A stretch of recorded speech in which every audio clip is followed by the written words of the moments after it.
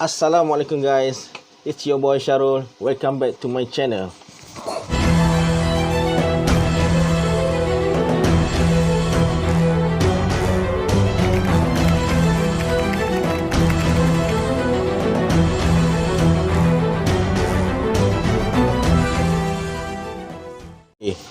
Hari ni aku akan kongsikan dengan korang 8 lebuh raya paling berhantu di Malaysia.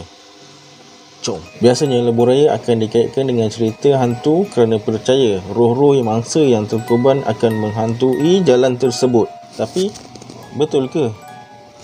Jom. Aku akan kongsikan 8 lebuh raya berhantu di Malaysia.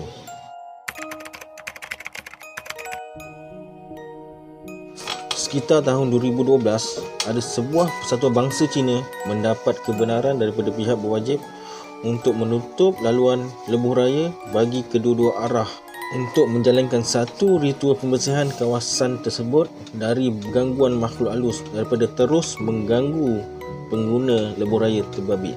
Ada juga beberapa wartawan daripada syarikat penerbitan tempatan dijemput untuk melaporkan peristiwa tersebut. Dengan kerjasama daripada pihak polis, mereka menutup laluan tersebut bermula daripada pukul 11 malam. Ritual pembersihan tu turut melibatkan lagi dua bangsa, iaitu Melayu dan India. Masing-masing dikatakan mampu berinteraksi dengan makhluk halus di situ. Ada laporan mengatakan ritual tersebut tidak berjaya. Ada seorang anggota polis yang menjaga kawasan berkenaan meninggal dunia akibat dirasuk makhluk halus tersebut. Bomoh bangsa Melayu tu pun meninggal dengan polis tu sekali. Lepas kejadian tu, mereka semua memutuskan untuk beredar daripada situ dengan secepat mungkin bagi mengelakkan daripada perkara lebih buruk yang akan berlaku. Katanya pernah terjadi kepada sebuah keluarga cikgu bahasa Arab yang baru balik bercuti daripada Cameron Highland. Tiba-tiba anak saudara dia yang berumur 2 tahun menangis tak berhenti-henti. Pujuk pun tak mahu diam. Ini berlaku lepas diorang masuk je highway gurun tu. Lebih seram lagi apabila kereta yang diorang pandu ni tiba-tiba menjadi berat. Masa berhenti dekat kawasan rehat gurun ni, isteri cikgu ni sempat merakam satu gambar. Dalam gambar tu kelihatan ada seorang wanita yang berkebaya merah. Menurut cerita orang-orang dekat situ, makhluk yang terakam dalam foto tu adalah entiti yang digelar hantu berkebaya merah. Makhluk ni memang wujud dan selalu mengganggu pengguna lebuh raya itu. Ada yang mengatakan kemalangan yang kerap berlaku dekat situ adalah sebab nak mengelak makhluk berkebaya merah ni.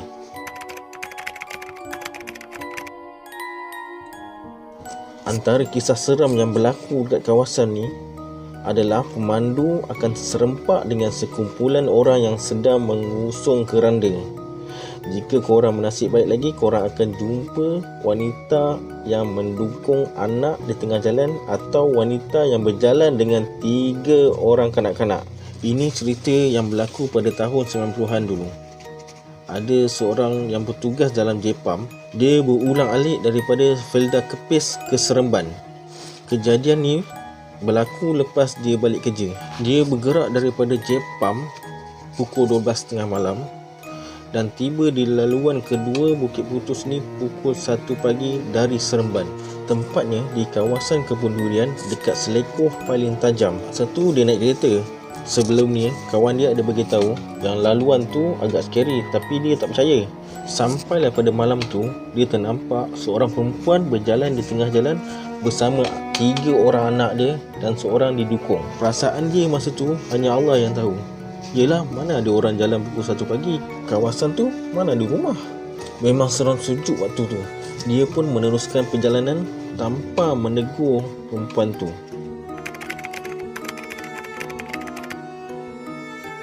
Lebuh Raya Karak ni mula dibina pada tahun 1970 dan mula dibuka kepada orang ramai pada 1977. Lebuh Raya ni menghubungkan Kuala Lumpur dan Karak dan ada sepasang terowong dekat kawasan Genting Highland. Ada macam-macam kisah misteri dan seram yang terjadi dekat lebuh raya ni. Antaranya yang paling popular adalah Volkswagen kuning. Selalunya pemandu ni akan diganggu selepas terowong karak.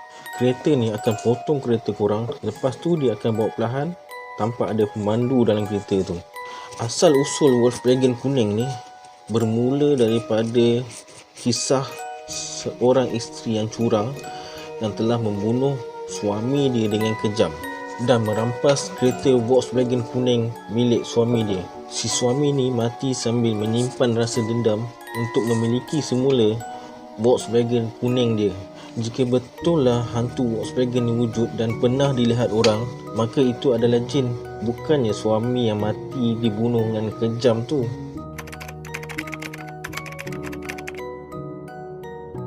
Lebuh raya yang dikatakan misteri ini adalah bermula daripada susul keluar Pedas Linggi hingga ke susul keluar Simpang 4 Melaka.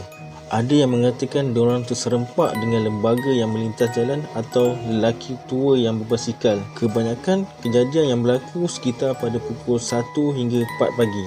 Antara kisah seram yang terjadi dekat situ adalah seorang lelaki yang membuat perjalanan daripada Melaka ke Bangi dengan menaiki motosikal. Dia redah jalan tu kira-kira pukul 2.30 pagi. Kira-kira kilometer 230 ada sebuah kereta Iswara sedan putih yang bergerak perlahan di hadapan dia. Dengan perasaan yang sangat takut, dia memotong kereta tu dan terbau sesuatu yang sangat busuk. Semasa dia memotong kereta tu, dia sempat menjeling ke arah kereta tu dan apa yang dilihat adalah kereta yang remuk, total loss, bergerak tanpa pemandu.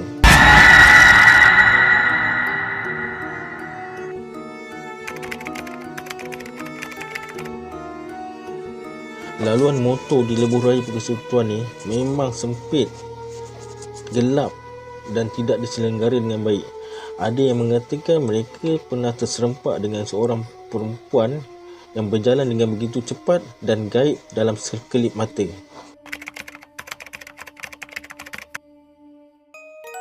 Lebuh raya Merapuh ni memang selalu dikaitkan dengan kemalangan bas ekspres. Pada November 2003, 14 terbunuh apabila sebuah bas bertembung dengan bas yang lain di kilometer 63.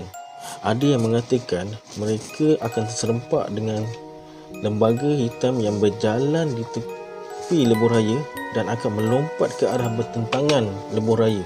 Jadi korang kena berhati-hati bila melalui jalan tersebut.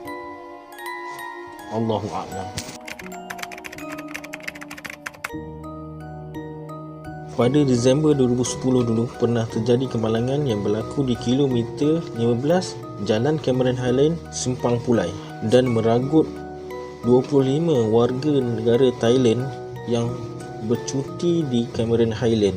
Dan dikatakan selepas kejadian tu, banyak pemandu yang mengatakan nampak kelibat-kelibat tanpa muka.